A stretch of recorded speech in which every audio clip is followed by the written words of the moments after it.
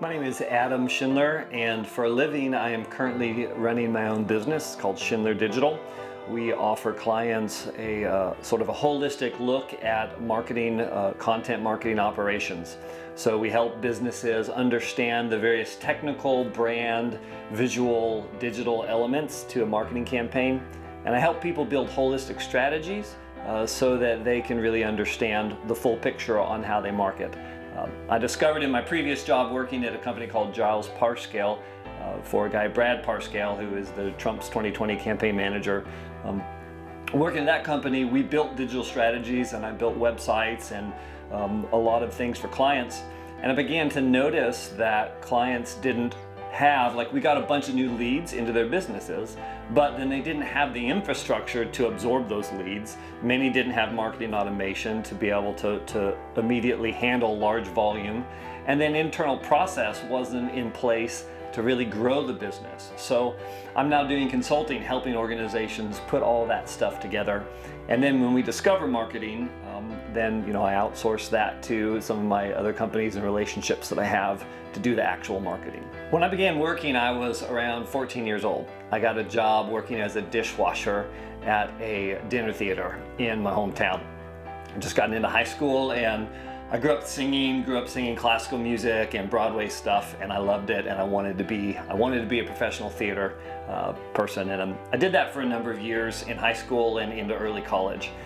But my first job was getting my foot in the door at the theater, washing dishes, working in the kitchen. Throughout my life, I've had so many different kinds of jobs, and I didn't see any kind of a through line to those jobs until recently. My first job was working as a dishwasher in a theater, and then I became a performer and a waiter in the theater. I worked as a manager at a deli. I worked as a lawn mower for an outdoor group, and then I worked mowing lawns for the PGA Tour when I was 18. Learned to play golf on this really nice golf course, and got a picture of Tiger Woods standing on my green that I'd mowed that morning. So I mowed grass, and then I fished commercially in Alaska. And then I helped a guy build a business building data centers for the government and doing physical cabling and infrastructure. And then I sold cameras and I sold knives, and ended up being a pastor, and go from knife salesman to pastor. Any pastor is a good salesman. But and then I came from that and I started a digital design development business, and then got working in a marketing firm that ended up getting the President of the United States elected, and I was there for that whole process and learned a whole new thing about targeted digital marketing and data, and really now I'm doing it on my own. And so really the through line for all of these things is that for 25 years I've been in a public job, where I was interfacing with people. I was talking, I was thinking on my feet. I was either selling knives, cars, I was preaching, I was developing teachings. And so a number of those jobs trained me for 20 years to be in front of people, to talk, to articulate, to communicate, to strategize, to think, to look for connections. And when you know how to talk and be with people and think, you can really do a lot of different things. So, and I think that the career model now in this generation, it's very different than it was even 10 years ago, definitely different than 20 years ago. People don't go into one career and live it for 25, 30, 40 years and retire. The need in this day and age is for people to be able to think critically, to learn, to adapt, to gather new skills in a digital age when new technologies come out and disrupt and you need to use them. So, I think that all of my jobs trained me to be adaptable and to discover that I'm not what I do. If I was looking for my identity in my jobs, I've had a very frantic, disparaging identity, but I'm not. I am me, not what I do. I'm one who is loved by God, not one who performs for a paycheck. So I've been able to do a lot of different things with a stable base of knowing that I'm loved by God, and that's allowed me to have a measure of success really in anything that I do. So part of the story of my childhood is that I was a happy, fun, sensitive kid. And but with trouble in my home, with a disillusion of my parents' marriage in my 9th grade year, one of the things that happened is that I began struggling with depression as a 12, 13, 14-year-old boy. And when I think I was about 13, when my mom put me on to Prozac, one of the first generation Prozac babies of kids in the 90s that began to take antidepressants. And I was on that for 12, 14 years through into my early 20s. Some of it was consistent, some of it was off and on. But it was a tremendous struggle because I had circumstantial things that were going on in my world. I was intensely emotional, creative. I was a feeler as well as a thinker, so I could think my way into problems that I couldn't feel my way out of. And so it was a difficult experience. Plus I had some chemical imbalances going on in my body. And so the thing that really helped me through that was a couple of key relationships. And both some successful relationships and some relationships that were painful. I looked for older men, mentors, and people that could help me along the way. I found those from time to time, but part of my story as a kid is that I found some mentors, but then they would move, or they would get in trouble and be removed. And I'd always run into this through line that I believed as a young guy, that nobody was really there for me, and that anyone that was there for me was going to be taken away from me if I got too close to them. And there was facts about that in my life, because it happened a lot. But the truth was something that I discovered as I went through this process. And ultimately, through all the ups and downs, the battle with depression, the dissolution of my parents' marriage and what felt like family, was that in the midst of all of that, I began to discover God as a father. I began to discover that my life, in the middle of all this turmoil and chaos, in the middle of the craziness that goes on in between my ears much of the time, that there was a tangible daily comfort that God, who created heavens and earth, could give to me as a man, as a young man, and as an adult man, that he could give me that comfort, and I could begin to be fathered, loved, nurtured, cared for by him. You know, it's certainly a reduction of a decades of process to make that statement, but that really was the thing that helped me throughout my childhood, is discovering an intimate connection to God. And I've had so many experiences out in nature, or at a concert, or talking with friends, of just hearing him and feeling loved by him. And that is the stuff that has forever changed me and shaped me in the midst of a lot of difficulties. So if you're going through difficulties in your life, man, particularly with depression or with thoughts about yourself and not being valuable or cared for or loved, I encourage everyone to begin to connect to God as they understand Him. Oftentimes we need help, we need spiritual community. Look for places that honor the scriptures, that honor the voice of God, and are willing to love and to walk you through stuff. And that's a significant event to learn to connect to God. I never really had a direct mentor helping me, move me through the various things that I've done in my life. I remember always wanting one, but never really being able to find like a person. And so I'm not sure whether this was a conscious choice or not, but I can definitely see, looking back, that my primary mentor has been two things. One, it's been reading. If I wanted to know about something, if I wanted to learn something, I would get a book and I would read it. And it wouldn't be just like a topical book like, hey, I'm going to read about, global finance or something boring like that.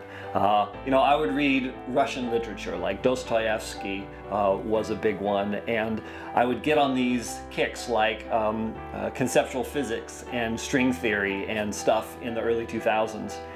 And what I discovered is that as I had this hunger for knowledge, or I'd move into sort of a new realm, then I would go and I would find books and I would read and I would discuss. And books in a really large way were my mentor and still are. And it's not just books, but it's the process of learning. Like if you're hungry to learn, then you can learn and discover anything. But many people get content with what they know, content with their position, and they're not lifelong learners. So books in particular, but learning in general has been my mentor. I also have been consistently and lovingly mentored by the Holy Spirit for the last decade. I remember really directly about 12 years ago sitting in this room with this Bible teacher, a guy named Alan Vincent. And he was explaining to our group, that the Holy Spirit can teach us all things. And that was found in John 14, 15, and 16. And I just remember being a learner, having read so many books and studied philosophy, thinking, the Holy Spirit can teach me? And so I just said, I remember sitting there praying, I'm like, God, I want that. I want him as a mentor and a teacher. And so for the last 10, 12 years, I really do experience an active daily teaching, mentoring from the Spirit of Jesus on the various things. So whatever I'm doing, whatever particular thing I'm learning, whatever task I'm in, I'm asking the Father for his heart and his understanding, and asking Holy Spirit to show me what's going on and teach me what's going on. Then I apply that to what I know, I apply that to my relationships, I apply that to rational thought. But the Holy Spirit is a very major part of how I make decisions and how I come to learn anything. Seeking direction in a decision-making process is very important. Over the last decade, I've gone through a process of learning, and I'm continuing, like I said, I'm continuing learning. I've made a lot of mistakes along the way in discerning the voice of God, because I have a philosophy degree in Eastern religion. I've read the world's major religious texts, all of them, and I'm insufferably rational. And so it gets difficult. I had this difficult transition when I started saying, hey, God talks to me, and how crazy that sounds. But it's true. And there's another source of information, but it is wildly subjective in the capacity that either it's not the Bible verses that are in front of you. I mean, God's not contradictory of his word. So everything that he speaks is in concert with the heart, the character, and the nature of the Father. There's a lot of things that God talks about that aren't directly in the Bible, but there's nothing that God talks about that goes against the Bible. So that's really a grid that I apply to making decisions about hearing the Lord. So most of the time, if I'm trying to make a decision about, even the smallest things, like which I've got 3 different options for some contracts for my business, and which one of those 3 or 2 or all are life-giving for my family and for my time. So I'll weigh the pros and cons, I'll look at all of them, and then I'll ask the Lord. And I have a developed process of just connecting my heart to him and listening. And I'll say, God, I don't want the stuff that just makes me the most money or the thing I'm most excited about. I am excited about this, and this one makes me more money than the other one, so it's better. But I ask, I say, which one of these do you want me to engage with? And so ultimately, it's a little bit like a presidential veto. I bring everything to him, and then I listen. And then what I hear, I share with my wife, I share with other friends that understand that process, people that I trust. It's a small circle, but so then I take that hearing to them and I weigh it with friends and trusted people, and then ultimately I make a decision. And then the decision is my decision. Like, I don't say God told me this or made me do this. It's the decision that I make, that I'm in agreement hopefully with him. But that I think it's very important when you move into the decision-making process to understand that you're both human and personal, but you have a connection with the divine, and God never makes us do stuff. We choose to be in connection and concert with him, and so I take ownership of my decisions, and I've made some mistakes. So I take those mistakes back and I'm like, God, what? Sometimes I hear that, you know, I had personal stuff that got in the way, and it was a growth opportunity. And so there's a lot of complexities to it, but I really wouldn't do business, I wouldn't love my family, I wouldn't lead in spiritual communities any other way. Failure is, it's a significant thing to learn how to face. You know, I have my intellectual answer to that, that I think that failure is an opportunity for growth.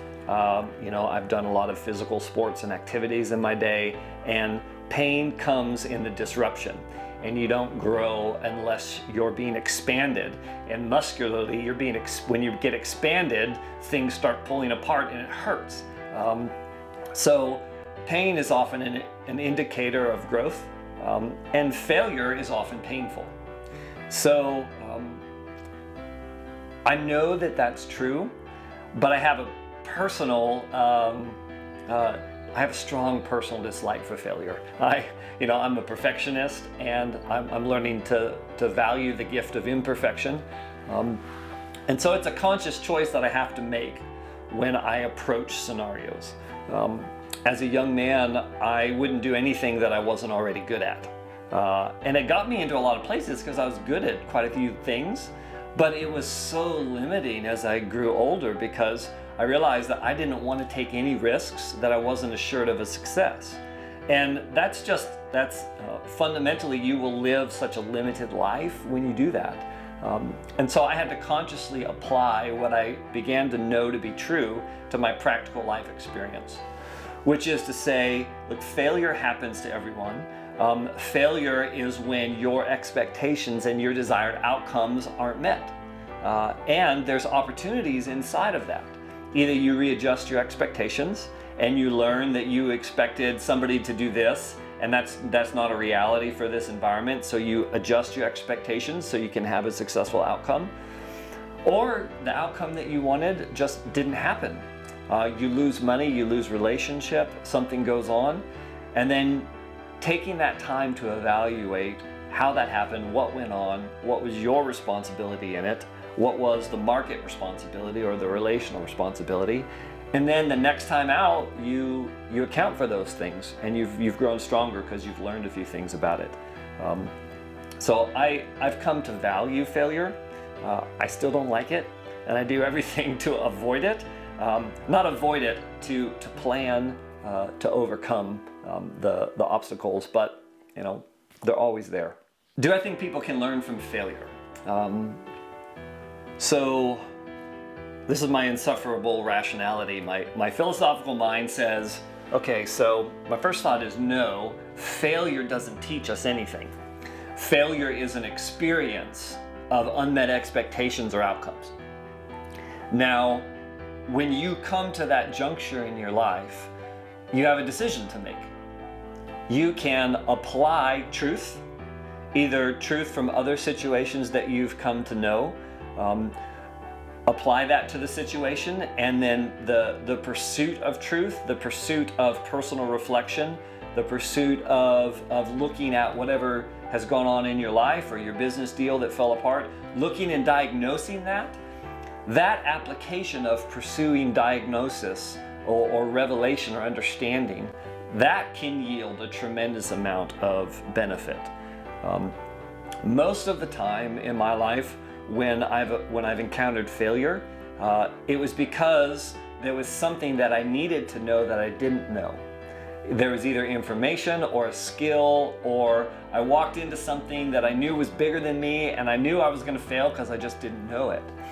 So when you get to those points, it's very important to be able to have outside help, to have friends and mentors and books and Holy Spirit to be able to help you know what you don't know. Because a lot of times you don't know what you don't know until you discover that you don't know it because you failed.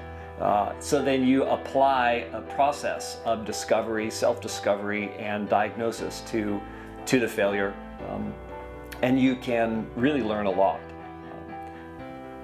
But did failure teach me, and this I guess maybe is just semantic, but did failure itself teach me that? Well, no, it provided an opportunity for me to learn a lesson. And you can learn the same lesson over and over again because you haven't learned the lesson. You're taking the test, but you're failing because you're not applying the failure, you're not applying to the failure a process of discovery and learning with outside sources. So I think failure, yes, you can learn from it, but you need to pursue it as something that's valuable and not just an obstacle. When I was selling cars, we had a very strong process for failure.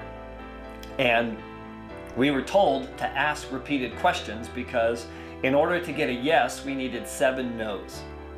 Now, I certainly don't want to build my life around car sales techniques, but that was an important lesson for me as a young man that, look, if you're going to get a yes, you got to filter through 7 no's.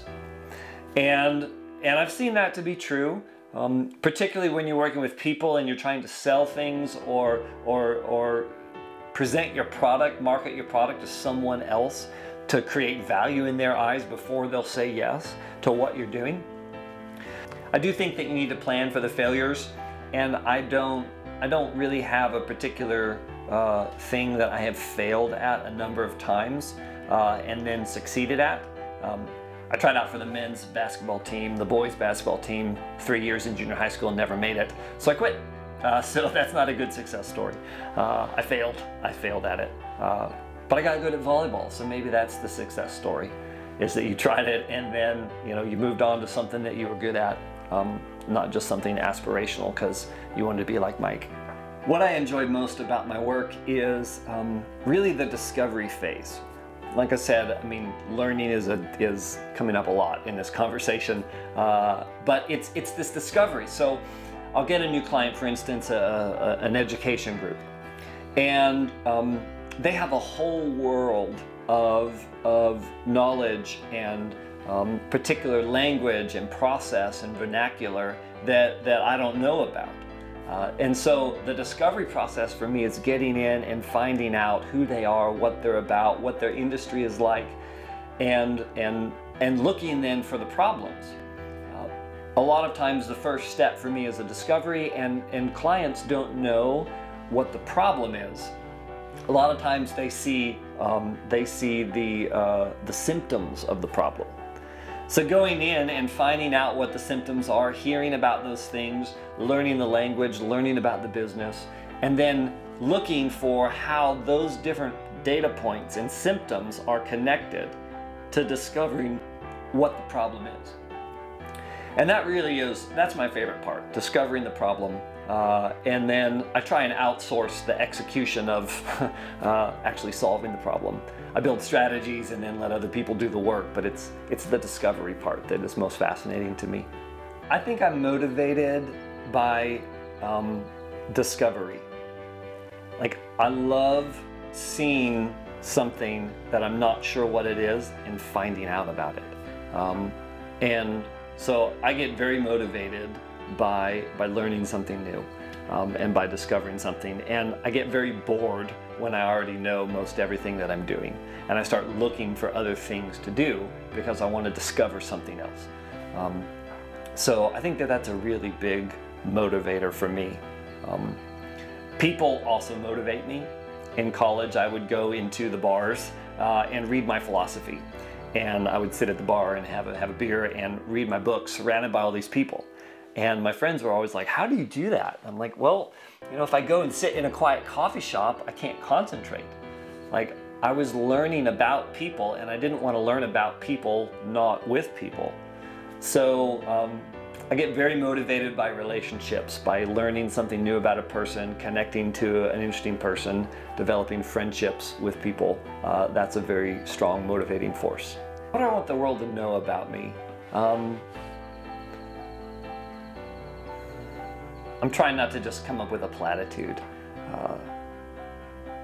I really do, and I know that this is a genuine cry of my heart.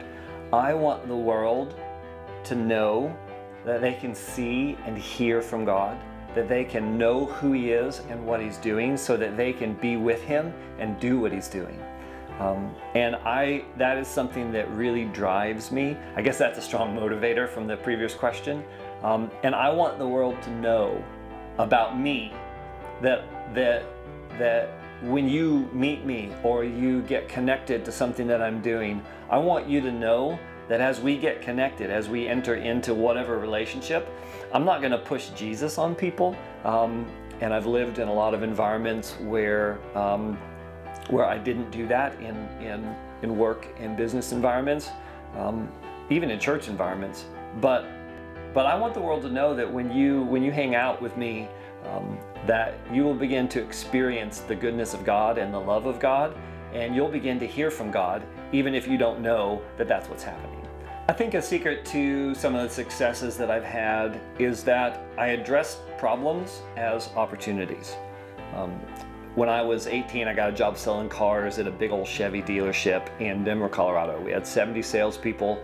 We were the largest Chevy dealership west of the Mississippi. And I had this famous British trainer that they hired to come and teach us. And I'll never forget learning from this guy, a guy named Peter. And he told a study about, I think it was the Marriott or Holiday Inn or some large hotel chain, did a study about people that would return to their hotel. And they gave 3 different options. A guest that came to the hotel, had a great experience, no problems. A guest that came to the hotel that had a bad experience and the problems weren't resolved. And a guest that came to the hotel and had a bad experience and the problem was resolved in a timely manner. And I forget the exact numbers, but it was like 50% of the people said they'd return if the hotel was great and had no problems. A very small percentage said they would return if there was problems and they weren't handled. But it was an overwhelming majority of like 80% or so that said if there was a problem and it was handled well, they would return and recommend this to their friends. So I've never forgotten that and realized that when you have a problem, what you've just uncovered is an extremely valuable way to make connections with people, to overcome an obstacle, to show whoever you're in business with or ever you're in relationship with that you have solutions to genuine issues, to genuine problems. And so part of the secret to my successes has been I approach problems as exciting opportunities to grow in relationship.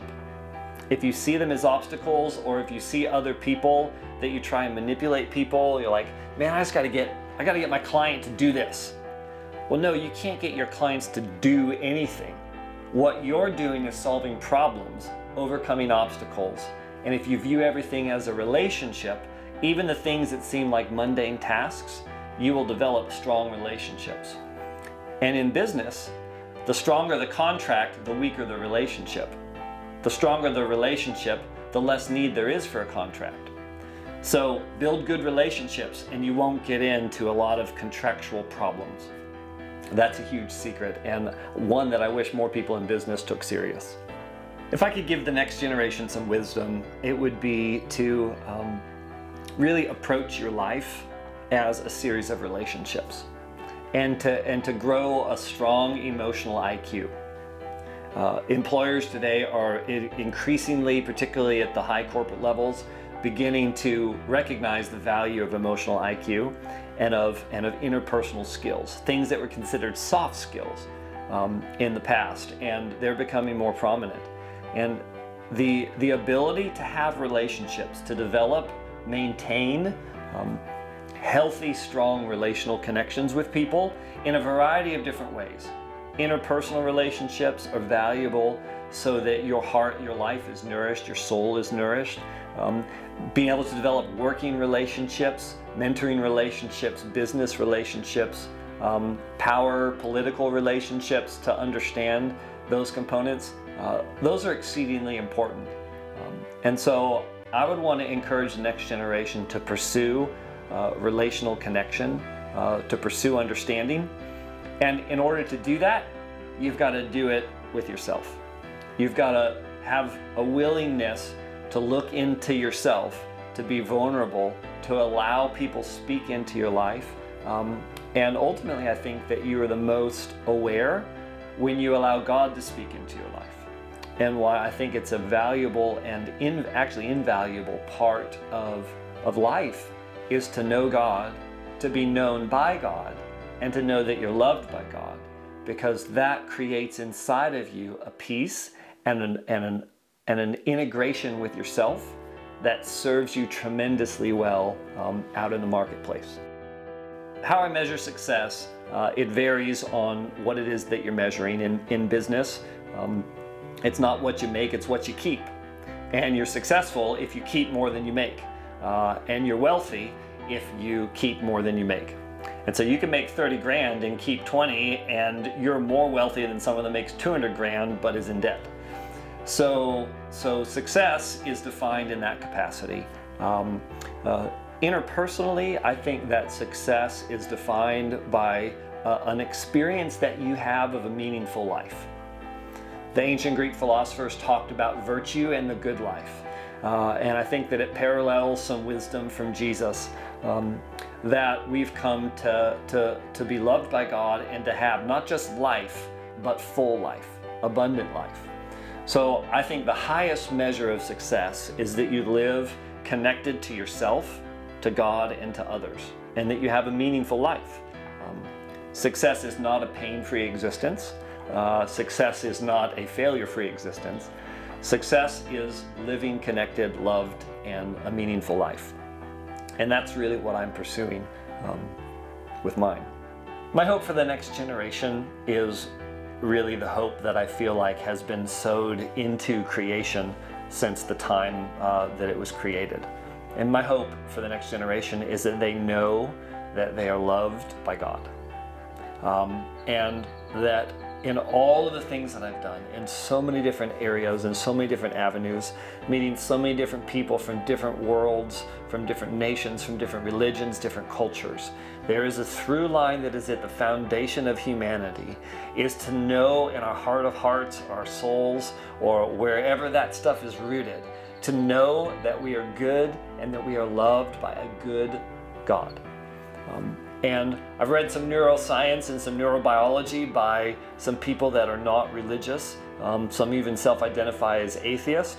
That the cognitive growth and the cognitive changes that happen in the brain when you meditate 10 to 15 minutes per day on the concept of a good, loving, benevolent God, that fundamentally strengthens and alters your brain chemistry for the better.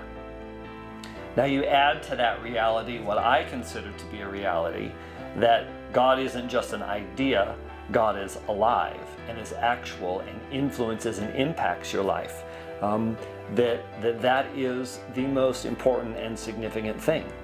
And I would also hope that this next generation could successfully navigate the difference between religion and connection to God. Some would say the difference between religion and spirituality. There are significant challenges and questions that face America and the world as a whole between what does it mean to know God. So I prefer to come down in clarity around the life, the work, the mission of the man Jesus. And if you know him, you've seen the Father. And I'm not about trying to get the world to become Christians. I want the world to know Jesus and the one who sent him. And that's my hope for the next generation, and where a lot of my energies are pointed. When I'm not working, I do Taekwondo with my son and my daughter, and I've been doing that for a couple of years. When I'm not working, I like to run, do some things outside. I grew up in Colorado, so I'm used to rock climbing, mountain biking, wakeboarding, water skiing, snowboarding. But now I live in Texas, so I don't get to do any of that stuff. So I go walk on trails. Someday I'll get back to the mountains. So outdoor sports, and I probably shouldn't admit this on camera, but I like video games as well. So I play video games with my kids. So for the last 3 years or so, I have worked at a company called Giles Parscale. A friend of mine, Brad Parscale, invited me, kind of wooed me to come in and work with him. I was doing freelance work at the time, and this was about 3 years ago.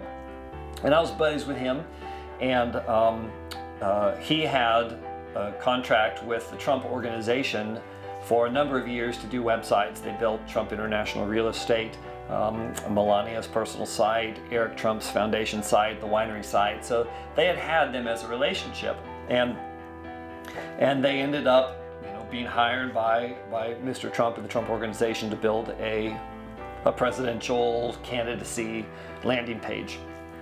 And I came in working for the company when they first built that landing page. And I was director of development, and then also the vice president of strategy and business development. So I worked in a technical capacity, but I also worked with Brad for a number of months in the early days of the campaign, working on the nomination process when there was 17 Republican nominees for the office, and was making social media videos. I produced and created the videos of Mr. Trump looking straight onto the camera, talking about stuff, talking about the issues. It became a page called Issues on his website, and it was, Mr. Trump, raw, President Trump now, raw and unfiltered, which I guess sort of is his MO, hate it or love it. And so I did that for a couple of months, and during the nomination process, like January through March, April.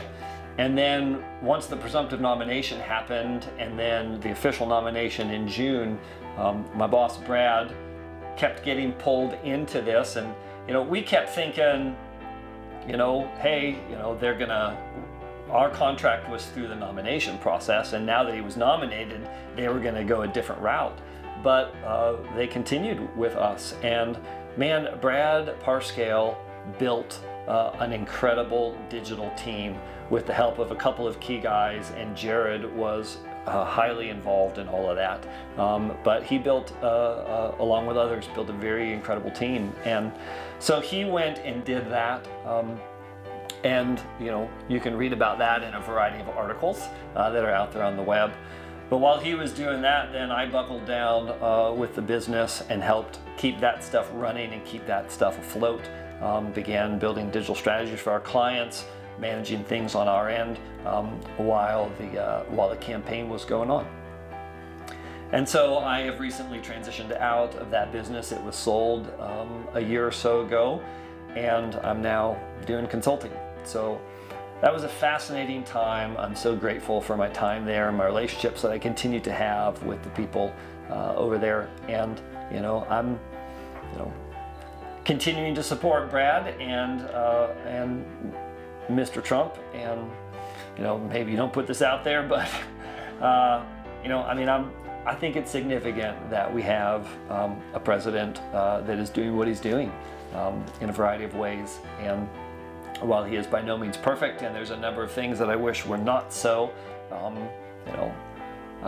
do support him and continue to support him and support what Brad's going to be doing here in 2020 as campaign manager. So, MAGA.